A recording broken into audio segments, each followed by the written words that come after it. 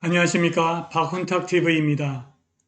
헝다그룹의 파산은 더 깊은 질병의 징후일 가능성이 매우 높습니다. 헝다그룹의 파산은 중국의 경제와 정치, 사업 구조 내부에 더 심각한 불안의 징후입니다. 헝다그룹의 파산은 누구나 호화로운 아파트를 살 수 있고 서구의 생활 수준을 누릴 수 있다는 환상의 붕괴를 의미합니다. 시진핑이 체제 유지를 위해서 고대 로마처럼 타인을 비난하고 외국을 침공할 가능성을 배제할 수 없습니다. 헝다그룹의 파산이 체제 붕괴의 시작일지도 모르겠습니다. 방송 시작하겠습니다. 구독 버튼, 알람벨 버튼, 좋아요 버튼 부탁드립니다. 헝다그룹의 임박한 디폴트가 시장을 뒤흔들고 있지만 이 중국 부동산 개발업체의 붕괴가 글로벌 금융위기를 유발할 것으로 믿는 사람은 아직 거의 없습니다. 그러나 헝다그룹의 파산은 중국의 경제 그리고 그 정치, 사업 구조 내부에 더 심각한 불안의 징후일 가능성이 매우 높습니다. 또한 어쩌면 헝다그룹의 파산은 우리가 생각하는 것보다 훨씬 더 많은 위험을 초래할 가능성을 배제할 수 없습니다. 시진핑은 헝다그룹에게 구제금융을 제공할 생각이 없는 것 같아 보입니다. 이번 주 헝다그룹으로 인한 시장의 혼란과 언론의 헤드라인을 장식한 수많은 기사 속에서 헝다그룹이 사람들의 머릿속을 지배했습니다. 초기 헤드라인은 위험이 완화되고 있다고 말하지만 여기에 속으면 안 됩니다.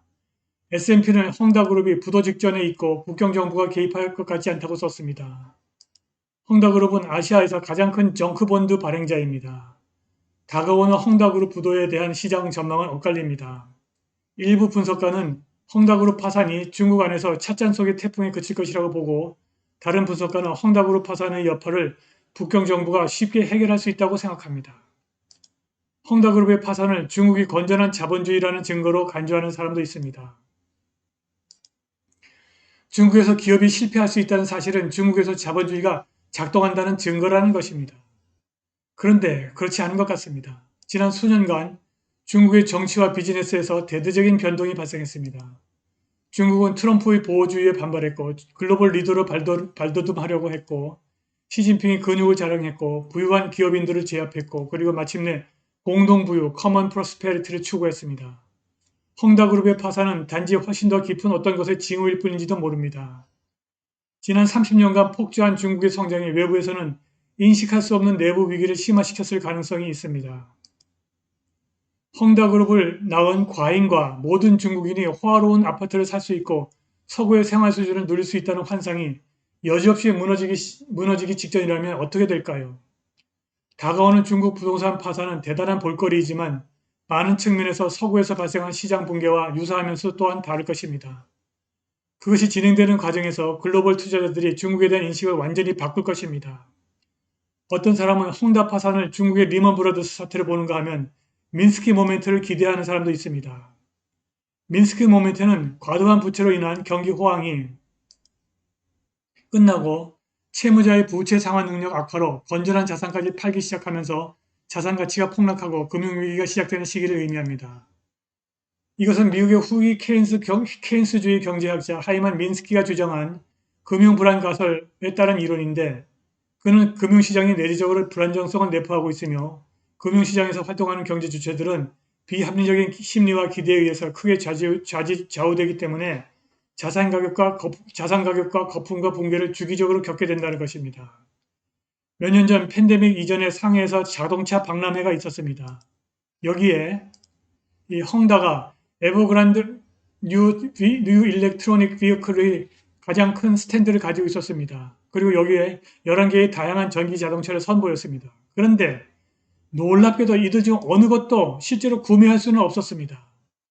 모두 아직 생산되지 않은 자동차 모델이었습니다. 헝다 전기 자동차 회사는 수십억 달러로 평가되지만 단 한 대의 차량도 판매하지 않았습니다. 그것은 헝다그룹이 추구하는 또 다른 무가치한 사업일 뿐이었습니다. 관심 있으신 분들은 블룸버그 TV의 China's Zombie EV Maker를 참고하시길 바랍니다. 시장은 헝다그룹의 파산에 관해서 수많은 질문을 던지고 있습니다. 헝다그룹의 사업은 대개 실체가 없습니다. 중국 전염병의 쓰나미가 세계시장을 얼마나 휩쓸까? 언제 일어날까? 시장에 어떤 연쇄 효과가 나타날까? 아마도 가장 중요한 질문은 헝다그룹 썰물 때 누가 알몸으로 수용을 하게 될까? 누가 가장 큰 손실을 입을 것인가? 그것은 국경 당국이 어떻게 대응하느냐에 달려 있습니다. 한 걸음 물러나서 생각해 봅시다. 기본적으로 모든 비즈니스는 소비자의 요구를 파악하고 채우는 것입니다.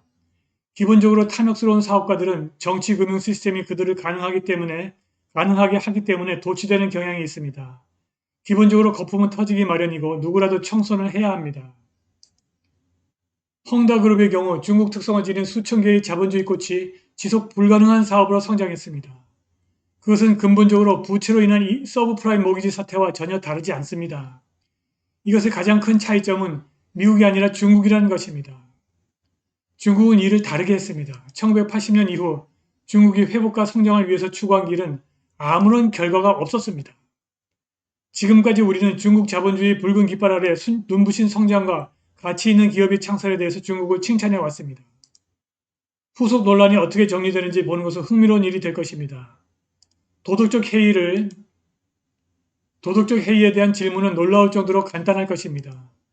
북경 정부는 회사 경영진의 모든 잘못이 가능한 한 가장 가혹한 방식으로 처벌될 것임을 분명히 했습니다. 더 중요한 것은 중국의 정치와 비즈니스가 서구와는 매우 다른 방식으로 작동하고 있다는 것입니다. 법의 지배나 헝다 채권의 변제 따위는 잊어버리시기 바랍니다. 중국 기업은 조직적 부패로 작동하는 방식을 고집하고 있고 로마처럼 페이처럼 클라이언 관계로 작동하는 시스템입니다. 시황제의 클라이언 기업들은 그들이 황궁에 제공하는 지원에 대한 대가로 시진핑 황제의 혜택을 받고 붕괴에서 보호를 받을 것입니다. 시진핑은 헝다그룹의 채권을 매입한 서방 투자자들을 보호할 생각이 전혀 없어 보입니다. 시진핑이 주목해야 할 것은 중국을 점점 더 많이 소유하고 운영하는 부유한 핵심 세력 그 바깥입니다. 부동산 붕괴로 중국인 사이에 부의 불평등이 극대화될 것입니다. 중국 GDP의 3분의 1이 부동산 부문에 의존하고 있고 400만 개의 일자리를 제공하는 헝다그룹의 붕괴와 이로 인한 다른 기업의 연쇄 파산은 중국을 근본적으로 뒤흔들 것입니다. 재산은 떠오르는 중국 중산층의 부에 대한 열망의 핵심 척도입니다.